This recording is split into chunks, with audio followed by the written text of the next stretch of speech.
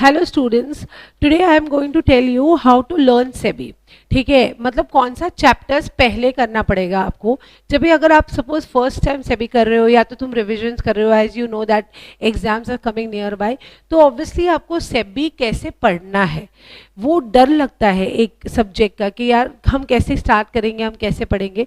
तो मैं तुमको बताऊंगी कि SEBI you can complete easily in 12 days. ठीक है, और वो भी ऐसा ना 10-10 12-12 घंटा बैठ के नहीं करना है। अगर सपोज फॉर एग्जाम्पल मॉर्निंग तुम लोगों ने 5 to 6 आवर्स भी सेबी कर लिया और बाकी के आवर्स में आप दूसरा सब्जेक्ट्स अगर ले लेते हो तो चलेगा। जैसे अकाउंट्स ले लो साथ में, कोई भी प्रैक्टिकल सब्जेक्ट ले लो साथ में, अगर वैसा कर लोगे ना तो कॉम्बिनेशंस में कर ले आराम से कर सकते हो। 12 डेज में आप पूरा का पूरा सब्जेक्ट कंप्लीट कर सकते हो। कैसे करोगे, ऑब्वियसली एक तरीका है। कौन से चैप्टर्स पहले लोगे वही हमको आज देखना है। प्लस मैं तुमको आगे के सेशंस में बताऊंगी कि कौन सा चैप्टर बहुत इंपॉर्टेंट है। मार्क्स कैसे डिस्ट्रीब्यूशन हो रहा है मार्क्स का, obviously this is based on the past trends, तो मैंने ऑब्वियसली वो मार्क्स डिस्ट्रीब्यूशन इधर बता दिया है। सेकेंड थर्ड थिंग मैं बताऊंगी कि कौन से चैप्टर्स में कौन सा पार्ट बहुत इंपॉर्टेंट है, वो आपको ज़्यादा कॉन्सेंट्रेट करके पढ़ना है। ठीक है, तो पहले हम लोग स्टार्ट करते हैं विद दिस सेशन। चलो स्टार्ट करते हैं। कैसे 12 डेज में, मिरेकल लग रहा है तुम लोग को बट हो जाएगा आराम से। कैसे 12 डेज में आप पूरा सेबी खत्म कर सकते हो।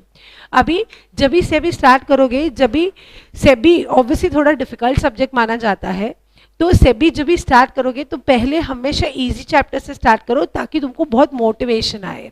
सबसे पहला कौन सा स्टार्ट करोगे, ये वाला चैप्टर सिक्योरिटी मार्केट इंटरमीडियरीज, वो स्टार्ट करो ताकि तुमको पता चले कि who all are intermediaries which are required, मतलब मर्चेंट बैंकर।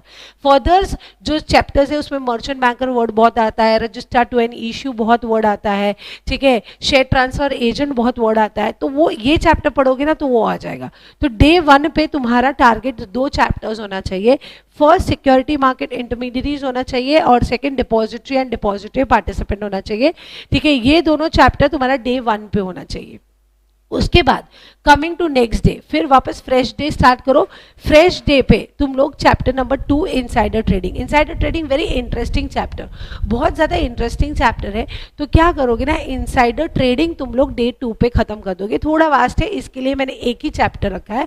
तो डे 2 पे कौन सा चैप्टर स्टार्ट करोगे बेटा, इनसाइडर ट्रेडिंग, और वो खत्म कर दोगे। सो डे 2 हो गया मेरा।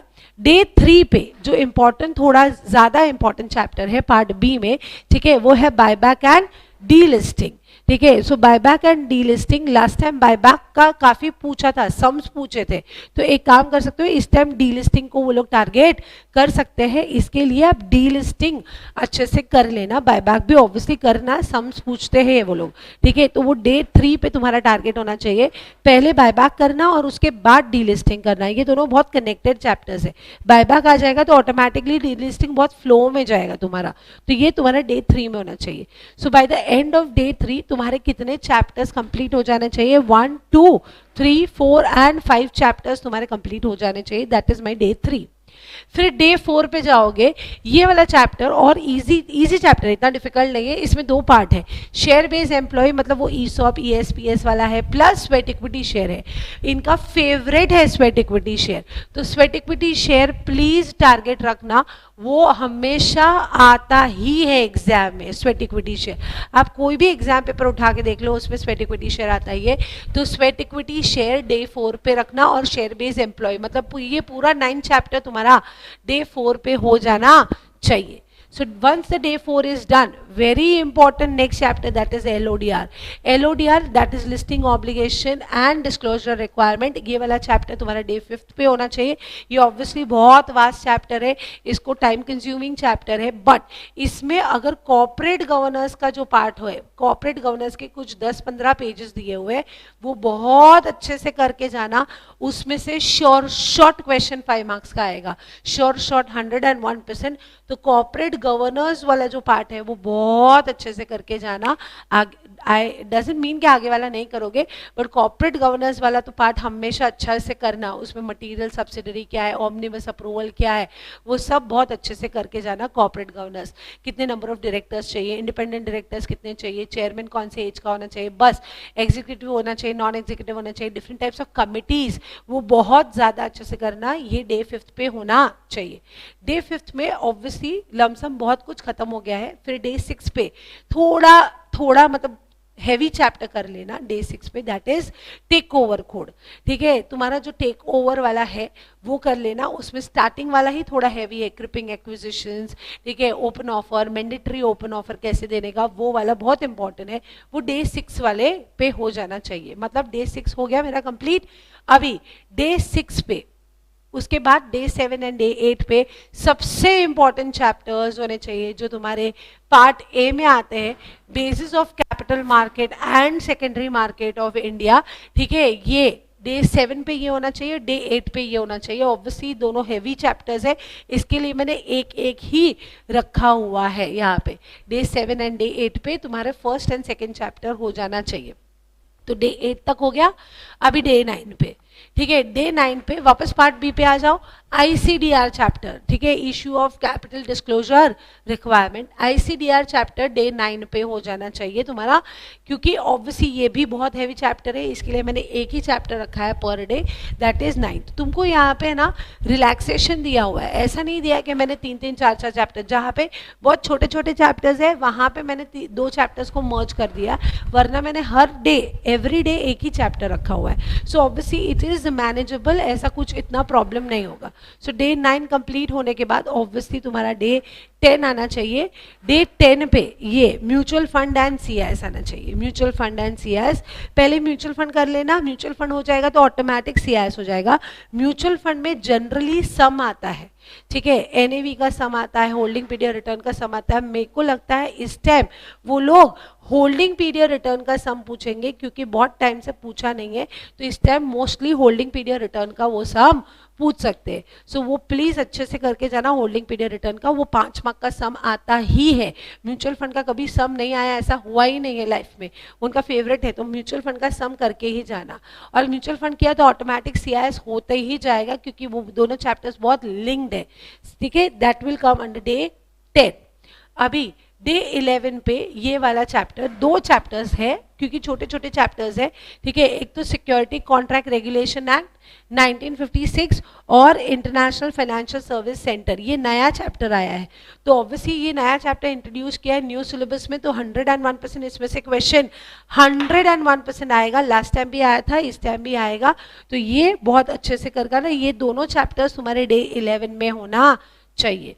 और डे 12 में तुम्हारा सेबी एक्ट होना चाहिए, और एक बार सेबी एक्ट हो गया ना तो ऑब्वियसली इसके साथ prohibition of fraudulent and unfair trade practices हो जाएगा, क्योंकि दोनों ऑलमोस्ट सेम है, ऑलमोस्ट सेम है।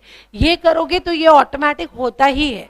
तो पहले सेबी एक्ट पढ़ लेना, पहले सेबी एक्ट पढ़ लेना, उसको इंपॉर्टेंस दे देना, और फिर उसके बाद prohibition of unfair trade practices कर देना, वो डे 12 पे हो जाना चाहिए। ठीक है, अभी यहाँ पे डे 13 पे अगर ये चाहे तो, अगर थोड़ा टाइम बचता है, क्योंकि वो ऑब्वियसली बहुत छोटे छोटे चैप्टर्स है, ठीक है, ये सेबी एक्ट है, फिर ये prohibition of inside fraudulent unfair trade practices है, ठीक है, एंड ये issue and listing of non convertible securities है। मान लो मैम डे 12 पे थोड़ा हैवी लगता है तो इसको डे 13 पे ले लो, चलेगा। तो अप्रोक्सीमेटली 12 to 13 डेज में तुम्हारा पूरा सेबी खत्म हो जाएगा। तो this is very nice method to study SEBI. अभी हम लोग मार्क्स डिस्ट्रीब्यूशन की बात करते हैं, कैसे डिस्ट्रीब्यूशन ऑफ मार्क्स होते हैं, तो कौन से चैप्टर्स को ज़्यादा इंपॉर्टेंस देना है वो तुमको समझेगा। But remember marks distribution is as per past trends, right. तो प्लीज ऐसा नहीं है कि मैंने कभी कुछ बोला कि ये ऑप्शन में छोड़ना, कोई इसमें से एक चैप्टर ऐसा नहीं है जो ऑप्शन में आप छोड़ सकते हो, because each and every chapter carry some और अदर वेटेज, ठीक है, हर एक क्वेश्चन हर एक चैप्टर में से आता ही है। सो प्लीज वो प्लीज ऐसा तो मेरे को कोई मैसेज नहीं करना मैम कौन सा चैप्टर मैं ऑप्शन में छोड़ू, कोई चैप्टर्स आप ऑप्शन में सेबी में नहीं छोड़ सकते हो। तो यहाँ पे कौन सा है, पहले 2 चैप्टर्स जो हम लोगों ने बोला था, फर्स्ट 2 चैप्टर्स 15 मार्क्स का आता है, टोटल मिला के 15 मार्क्स का आएगा। नेक्स्ट ये दोनों मिला के 12 मार्क्स का चैप्टर आएगा। डिपॉजिटरी 101% एक क्वेश्चन आता ही है, सबसे ईजी चैप्टर है, उसको छोड़ना भी मत, 4 मार्क्स का आता है। ये भी बहुत इजी चैप्टर है, 4 to 5 मार्क्स का ये आएगा, ठीक है।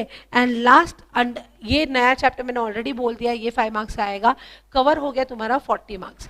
सेम वे पार्ट बी में अगर तुम जाओ तो पार्ट बी में यहाँ पे ये देखो आईसीडीआर जो है वो 5 to 10 मार्क्स है। आईसीडीआर का एक्चुअली कोई भरोसा नहीं है, ठीक है। वो लोग कभी एक क्वेश्चन पूछते, कभी 2 क्वेश्चन पूछते, अगर एक क्वेश्चन पूछा तो 5 मार्क का आएगा, 2 क्वेश्चन पूछा तो 10 मार्क का आएगा, सिंपल, ठीक है। शेयर बेस में मैंने ऑलरेडी तुमको बता दिया, स्वेट इक्विटी शेयर में से आता ही है, तो 5 मार्क्स का वो आ सकता है, और अगर सपोज ज्यादा हुआ तो 8 मार्क्स का भी आ सकता है। तो ये वेटेज 5 to 8 मार्क्स आप बोल सकते हो कि 5 to 8 मार्क्स का वेटेज है, ठीक है। उसके बाद ये वाला चैप्टर, ठीक है, ये वाला तो कितना कुछ इंपॉर्टेंट है भी नहीं चैप्टर, ठीक है। एक आध क्वेश्चन अगर आ गया 2-3 मार्क का या 4 मार्क का, 2 मार्क का तो नहीं आएगा, 4 मार्क का कोई भी क्वेश्चन आ गया तो आ सकता है, ठीक है। आई डोंट थिंक सो उससे ज्यादा कुछ आएगा भी, मतलब ये चैप्टर का इतना कुछ इंपॉर्टेंट नहीं है।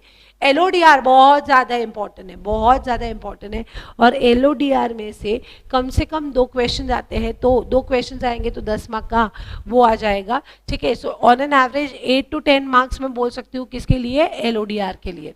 उसके बाद टेक ओवर कोड जो है, ठीक है, लास्ट टाइम टेक ओवर में से कुछ भी नहीं आया था, तो ऑब्वियसली इस टाइम तुम्हारा टारगेट है कि वो टेक ओवर में से आएगा ही आएगा। सो प्लीज अच्छे से करके जाना। टेक ओवर 5 मार्क का, insider trading again on an average 5 mark का, इन शॉर्ट बाकी सब ऑन एन एवरेज 5-5 मार्क के ही होंगे। सो यहाँ पे इट कंप्लीट्स विद 70 मार्क्स। सो तुमको पता है पार्ट ए जो तुम्हारा जो है वो 70 मार्क्स क्या बोल रही हूँ, 60 मार्क्स, और ये जो पार्ट ए है 40 मार्क्स है, और ये जो पार्ट बी है वो कौन सा है बेटा, अभी पूरा ये करने के बाद, सेबी खत्म होने के बाद, ठीक है, एक बार फटाफट मेरा जो मैराथन लेक्चर है अगर आपको देखना है तो मैराथन लेक्चर का लिंक है ना डिस्क्रिप्शन में दिया हुआ है, तो वो प्लीज चेक कर लेना। प्लस अगर आपको ये सारे चैप्टर्स डिटेल में पढ़ना है, no word to word, line to line, ऐसा डिटेल में पढ़ना है, और अलोंग विद द नोट्स, जो मेरे नोट्स है वो भी आपको मिलेंगे, उसका भी लिंक डिस्क्रिप्शन में मेंशन किया हुआ है। प्लस अगर कोई भी स्टूडेंट्स को, whether it be A students और non A students, that doesn't matter, कोई भी स्टूडेंट्स को सेबी रिलेटेड या कोई भी सब्जेक्ट रिलेटेड, ठीक है, अगर डाउट्स है तो आपका नाम प्लस आपका जो कॉन्टैक्ट डिटेल्स है, और क्या कॉन्सेप्ट जो आपको नहीं समझ रहा है, जो कॉन्सेप्ट आपका आपको समझ में नहीं आ रहा, वो कॉन्सेप्ट का कौन सा टॉपिक आपको समझा नहीं है या कौन सा कॉन्सेप्ट आपको समझा नहीं है, वो स्क्रीन पे जो दिया है नंबर, मतलब I will share the number on the screen, वो स्क्रीन पे जो नंबर दिया है आप उस पर व्हाट्सअप कर सकते हैं, एंड एज अ फैकल्टी जो रिस्पेक्टिव फैकल्टीज है वो आपको रिप्लाई कर देंगे, ठीक है। तो ये बहुत इंपॉर्टेंट है, करके please all the best, don't hesitate, कोई भी डाउट है प्लीज हमको व्हाट्सअप करिए, we will be very happy to help you guys, ठीक है। And the number is given on the screen. Thank you very much.